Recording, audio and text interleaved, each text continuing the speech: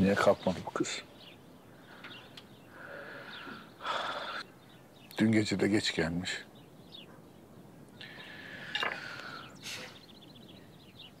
Toprak meselesi değil mi? Ben masayı toplayayım. Zeynep, sen yine benden bir şey mi gizliyorsun?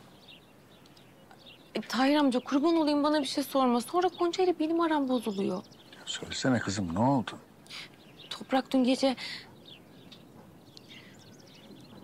anladığım kadarıyla bir daha hiç görüşmeyeceklermiş. Gonca da çok üzülmüş. Sen en iyisi Gonca ile bir konuş Tahir amca. Ah be, biz bu çocuğa güvenmekle hata mı ettik ha? Ama ah Tahir, ah. Nasıl unuttun onun Atabey olduğunu ya?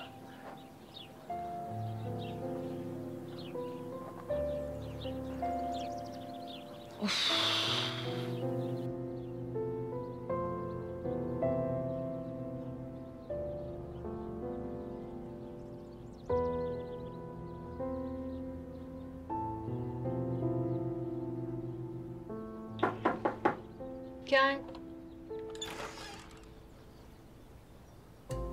Baba.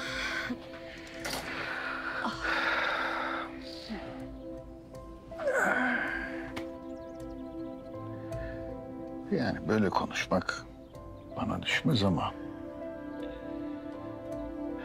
Toprak Bey yaptı yapacağını değil mi? Yani böyle durumlar için bir deyim vardır. Katranı kaynatsan olmaz ki şeker cinsini...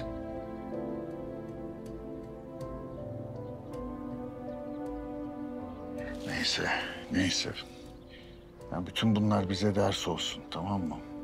Birbirimizden başka hiç kimsemiz yokmuş. Biz birbirimize yeteriz.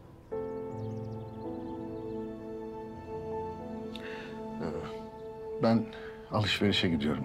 Bir şey istiyor musun? Tamam.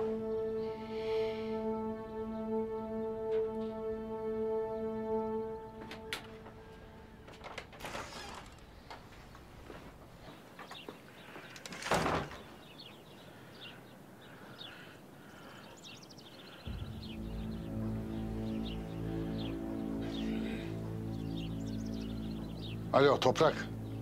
Neredesin? Geliyorum.